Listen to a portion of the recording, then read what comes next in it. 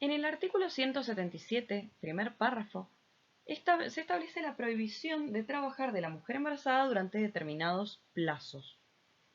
Se dice que queda prohibido el trabajo de la mujer dentro de los 45 días anteriores al parto y hasta los 45 días posteriores, ¿sí? Son 90 días durante los cuales la mujer no va a poder trabajar.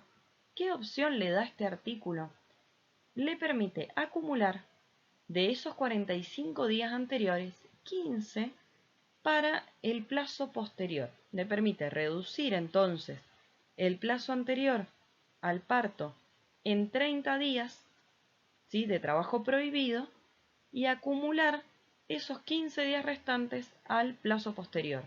Entonces, de esta manera, la mujer, en vez de tomarse 45 días antes del parto y 45 días después, tal vez le es preferible tomarse 30 días antes del parto y 60 días después. ¿Sí? Ella por lo menos va a tener 90 días de protección, ¿sí? Durante ese tiempo el trabajo va a estar prohibido, ¿sí? Se lo considera trabajo prohibido a todos los efectos que ya hemos visto, con todas las consecuencias que tiene el trabajo prohibido. Les he marcado con un círculo el periodo de 30 días anteriores al parto en el cual, sobre el cual la mujer no puede disponer, ¿sí? Puede suceder, y de hecho es muy común, que la fecha probable de parto no coincida con la fecha real de parto. Puede ser que el niño nazca antes o después de lo previsto. En este caso, en caso de que el nacimiento sea pretérmino, es decir, que el niño o la niña nazca antes de la fecha probable de parto y en consecuencia la mujer haya aprovechado menos días de licencia anterior, los días sobrantes de la licencia anterior se van a acumular a los días de licencia posterior. Por ejemplo, si se trata de una mujer que había hecho la opción prevista, que les expliqué recién, de acumular esos 15 días de los 45 anteriores, acumularlos al plazo posterior, de modo de tener 30 días de licencia previa y 60 días de licencia posterior, y por ejemplo el niño se adelanta 5 días, esos 5 días que le sobran de licencia, que no ocupó de licencia anterior, se van a acumular a la licencia posterior, de modo de que la licencia anterior va a quedar de 25 días y la posterior de 65. ¿Sí? Nunca la licencia va a poder ser menor a 90 días. En el caso del parto atrasado, se da la circunstancia contraria, es decir, que en este caso la mujer, el niño o la niña, nace 5 días después de la fecha probable de parto. Entonces, por ejemplo, en el caso de que la mujer hubiera hecho la opción de acumular los 15 días para la licencia posterior, en vez de tener una licencia previa al parto de 30 días, como ella lo había previsto, va a tener, por ejemplo, 35 días de licencia previa, dado que el parto se atrasó 5 días. Pero estos 5 días no se le van a descontar de la licencia posterior, ¿sí? Sino que la mujer de todas formas va a tener 60 días posteriores, ¿sí? No va a tener 55 posteriores por haber utilizado 5 días más, porque ella no lo podía prever. Entonces, en este caso excepcional, la licencia total, en vez de ser de 90 días, va a ser de 95, ¿sí? ¿Por qué no va a tener que ella trabajar dentro de los días posteriores? Porque esto configuraría una causal de trabajo prohibido si ella trabajara dentro de esos 90 días. Entonces, en definitiva, va a terminar teniendo 95 días de licencia. En el artículo 177, segundo párrafo, se establece que la mujer embarazada durante los plazos de su licencia va a cobrar asignaciones familiares que le confieren los sistemas de seguridad social, que le van a garantizar la percepción de una remuneración igual a la que le correspondería si estuviera trabajando, ¿sí? Es decir, que si su salario tiene algún aumento, también lo va a percibir, ¿sí?, por medio de las asignaciones familiares. El contrato de trabajo se va a suspender en el sentido de que la trabajadora durante este tiempo no va a poder prestar tareas durante estos 90 días, pero sí van a conservar las partes todas sus obligaciones, las obligaciones relativas a la buena fe, a la lealtad y demás, ¿sí? Todo el resto de las obligaciones que se puedan cumplir, que no impliquen cumplir con las tareas, van a quedar persistentes. ¿Qué es lo que se suspende? La prestación de las tareas por parte de la trabajadora y el pago de la remuneración por parte del empleador, porque en realidad técnicamente no le paga el salario el empleador, sino la seguridad social mediante asignaciones familiares. Entonces, ANSES le va a pagar esta asignación por maternidad.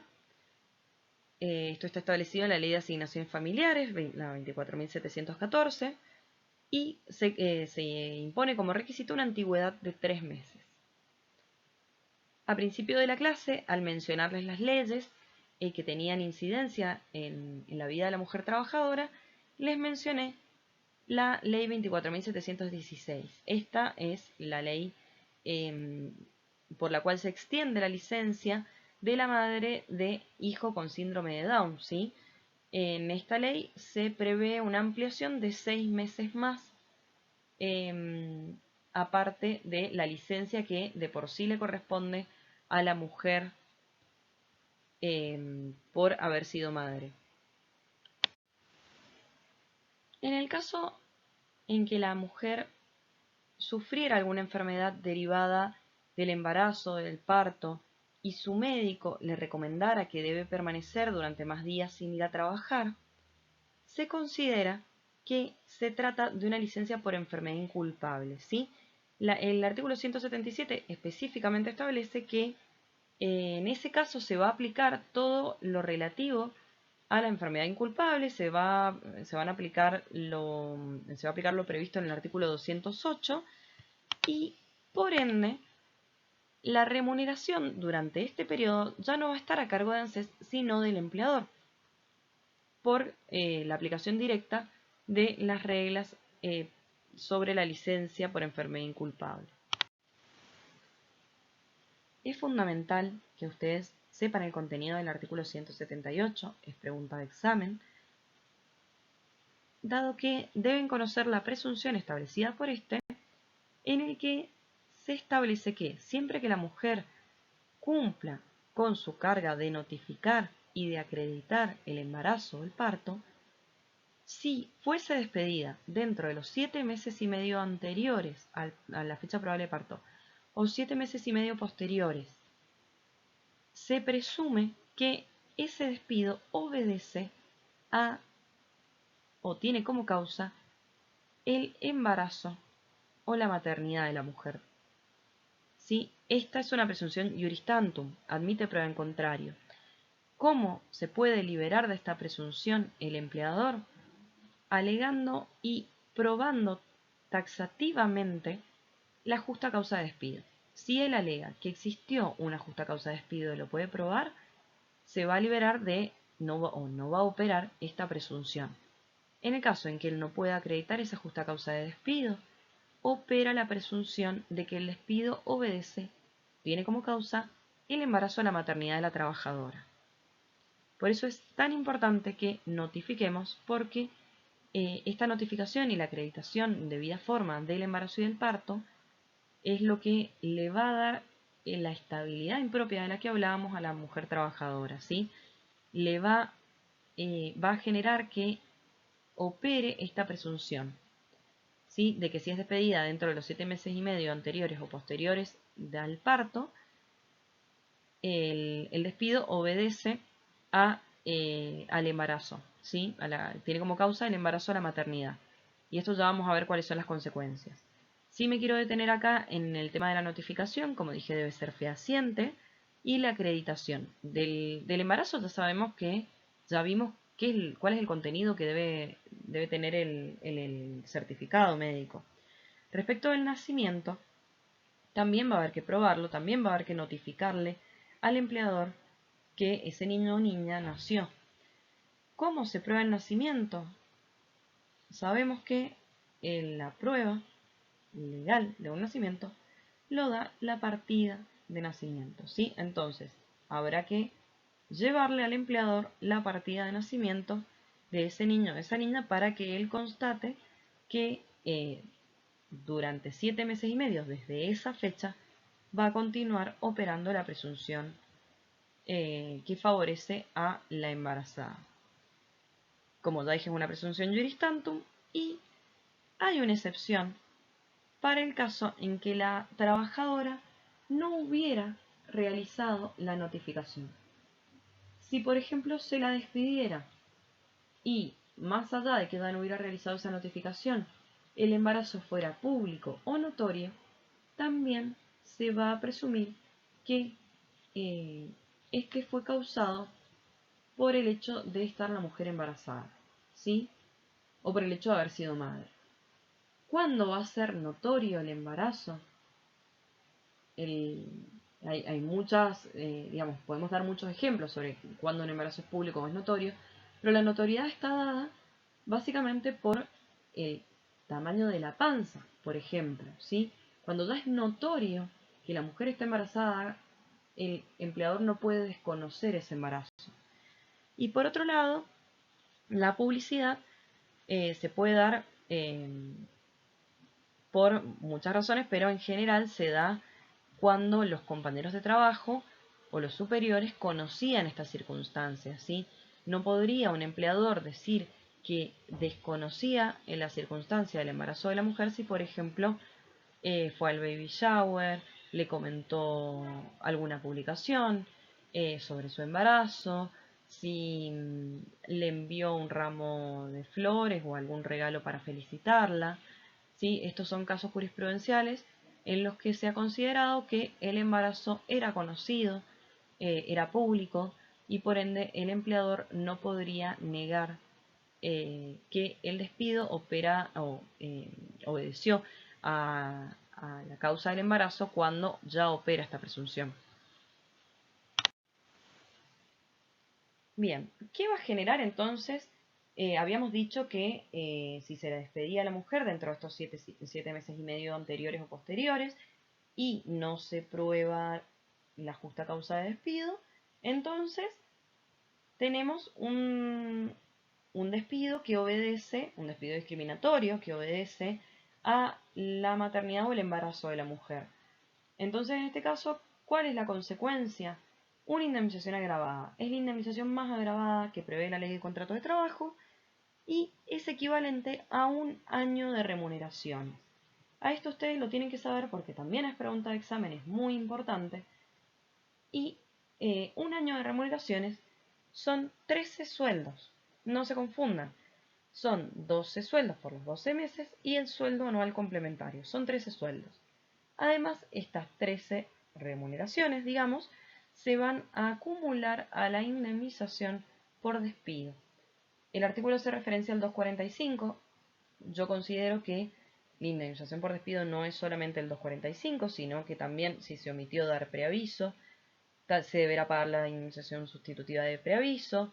Si no se realizó la integración del mes de despido, se deberá pagar.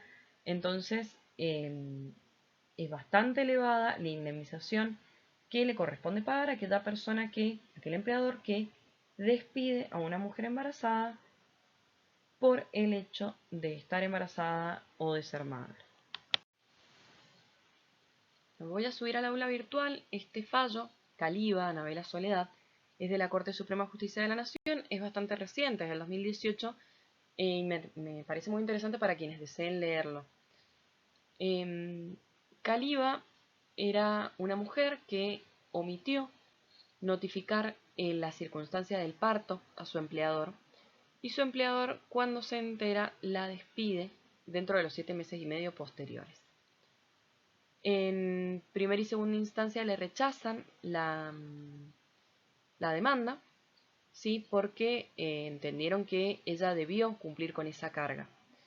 La Corte, al examinar el expediente, detecta que esta mujer no había, si bien no había notificado la circunstancia del parto sí había notificado una enfermedad una enfermedad derivada del parto que no podía surgir, era una endometriosis puerperal que no podía surgir de otra causa que no fuera del nacimiento del niño. Esto la Corte lo consideró fundamental, consideró que se había de alguna manera saneado esa falta de notificación y le hace lugar a la demanda.